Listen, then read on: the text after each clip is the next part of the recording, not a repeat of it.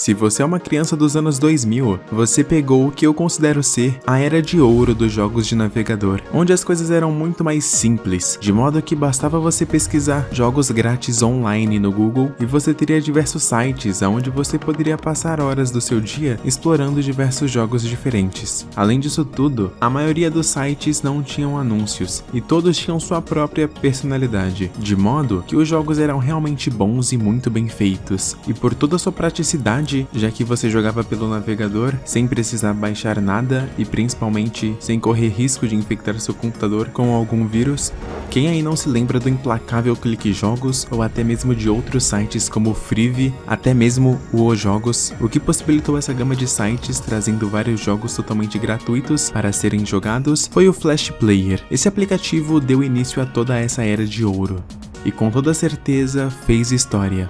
Flash Sonic, um fangame do Sonic que era simplesmente insano, a qualidade desse jogo era incrível. Bloons, apesar de ser bem simples, eu me divertia muito jogando, é literalmente um macaco estourando balão.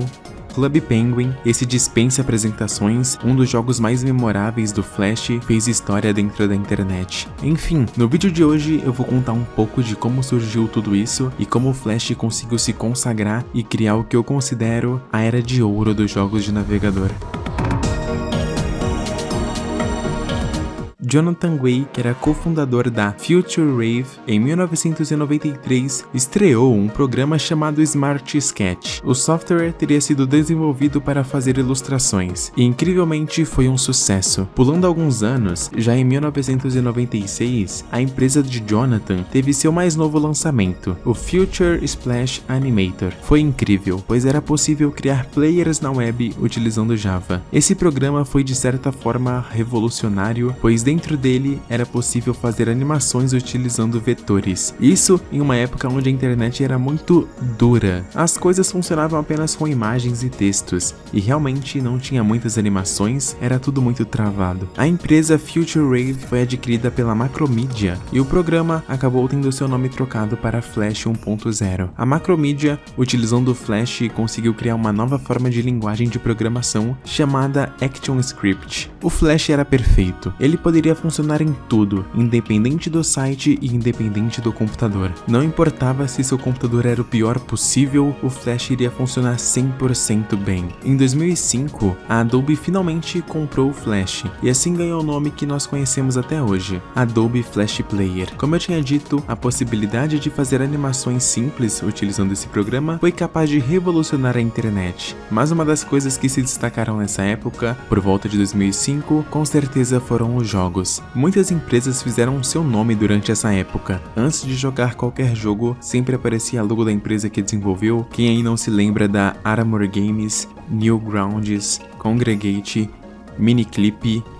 Eu me lembro de passar horas jogando. Para as crianças, o Flash era uma forma muito segura de se divertir e não correr nenhum perigo. E um dos meus jogos favoritos era de longe o jogo do bebê na jangada, pelo nome de Raft Wars, mas sinceramente naquela época eu não ficava reparando muito no nome dos jogos. Esse jogo ele era incrível e surpreendentemente bem difícil. Você controlava esses bebês amarelos e teriam que derrubar os inimigos da jangada. No caso, os inimigos eram piratas, exatamente bebês versus piratas, e você podia ir jogando e fazendo upgrades no seu barco e tudo mais. Recentemente eu joguei esse jogo de novo e eu me diverti tanto quanto criança. O jogo ele é simplesmente muito bom, e sim, eu ainda fico travado em uma certa parte do jogo, algumas coisas nunca mudam. Um outro jogo que eu era viciado era Sword and Sandals, um jogo onde gladiadores saíam na porrada. Esse jogo ele tem uma estética muito boa, principalmente da aparência. Os gráficos do jogo são muito agradáveis. Você tem todo um esquema de criação de personagens e escolha de atributos, onde você pode colocar muita força no seu personagem e ele literalmente fica gigante, fora muitas armas, muitas armaduras, chefes e tudo que um jogo de Flash poderia oferecer. O primeiro e o segundo jogo são incrivelmente muito bons, mas a gente não comenta do terceiro. Esse jogo é uma aberração. Não tem como eu falar de jogos em Flash e não citar o Skull Kid. É o jogo mais curto e mais fácil que existia no Flash. Esse jogo, a dificuldade é praticamente inexistente. Apesar do jogo ser muito fácil, ele que era bem divertido, pelo menos a primeira vez que você jogava ele, e acho que o jogo ficou famoso por simplesmente ser uma caveira cortando pessoas ao meio. Acontece. Fireboy Water Girl, um clássico dos jogos em Flash. Esse jogo era aquele para você jogar com seu primo, jogar com seu amigo durante a informática na escola, todo mundo jogava esse jogo, e eu realmente não conheço uma pessoa que chegou a passar todas as fases e conseguir zerar o jogo, porque sinceramente as pessoas jogavam por um tempinho e depois esqueciam ele. E outro jogo que era muito aclamado por ser jogado em dupla era o Super Smash Flash. Esse aqui era bom, um jogo onde juntava o Goku, o Naruto, o Sonic, o Mega Man, o Link, o Mario e o Pikachu e colocava todos eles pra sair na porrada. Isso aqui era ouro. Fancy Pants era um jogo bem famoso, mas eu particularmente nunca joguei muito, eu nem tenho tanta coisa pra falar desse jogo. Temos também toda a saga do Henry Stickmin, onde ele tinha que fugir de diversos lugares. Police Pursuit, que era o nosso GTA grátis, onde você perseguia alguns carros. Crash the Castle, que era um protótipo de Angry Birds, e pra ser bem sincero, esse jogo era bem legal. Gold Miner, onde você é um mineiro e tem que pegar pedras de ouro, é bem simples, mas me divertiu bastante. E um dos jogos que eu considero mais difícil de todos, Guns Blood. Você tinha que ter a mão muito rápida para conseguir passar os níveis desse jogo. Era muito comum perder sempre perto do final e ter que começar tudo do zero para passar. Milhares de jogos clones de personagens famosos, como as diversas cópias de Ben 10, que a qualidade era muito superior ao esperado, jogos do Crash, jogos do Mario, jogos de Dragon Ball, mas dentre esses jogos que você podia jogar em sites específicos, teriam também alguns que levavam um pouco mais o nível, como o próprio Happy Wheels, que conseguiu construir uma comunidade inteira fazendo um jogo muito bom com personagens marcantes e sangue, muito sangue.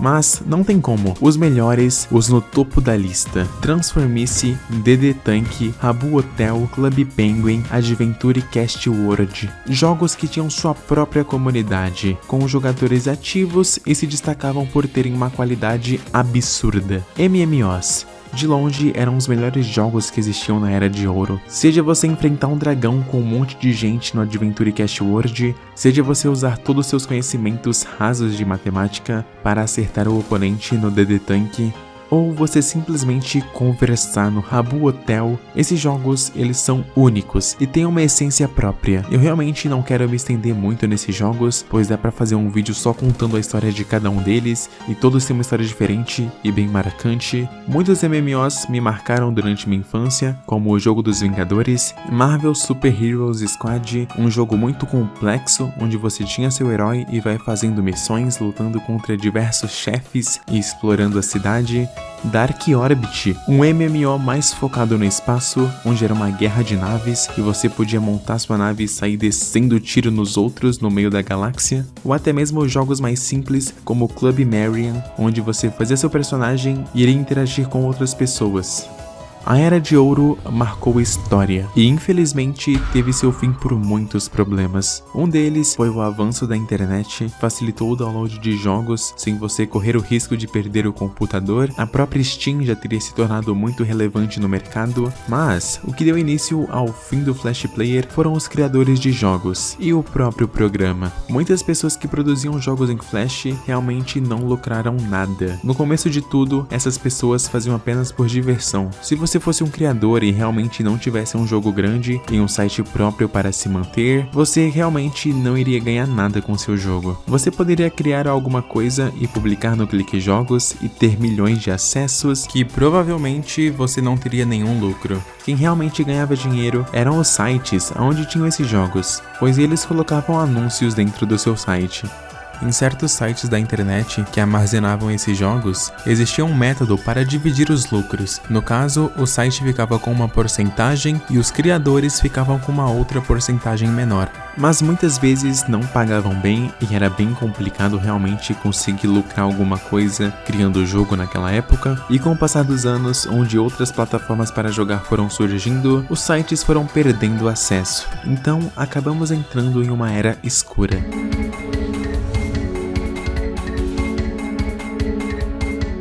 esses sites passariam a ter muitos anúncios em todos os lugares. E como os criadores desses jogos precisavam chamar a atenção, eles utilizavam personagens famosos em situações complicadas. Você com certeza já deve ter visto muito jogo da Elsa grávida, personagens famosos em uma situação muito chamativa, e tudo isso para fazer as crianças clicarem e assistirem a alguns anúncios na tentativa totalmente desesperada de lucrar algum dinheiro.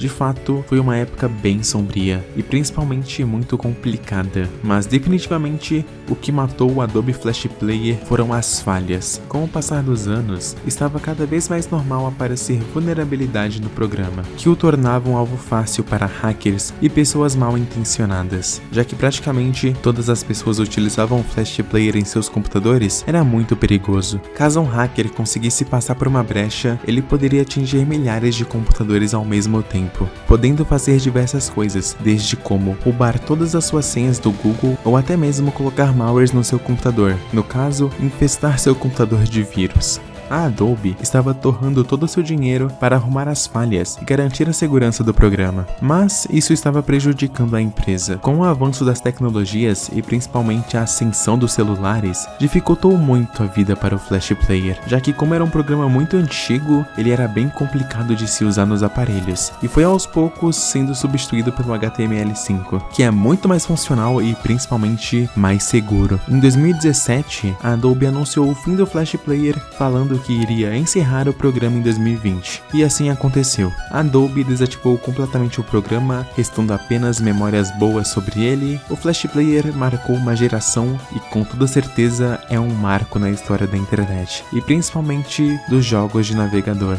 Muito obrigado por ter assistido o vídeo até aqui, eu sou o Milky e eu te vejo no próximo vídeo. Tchau!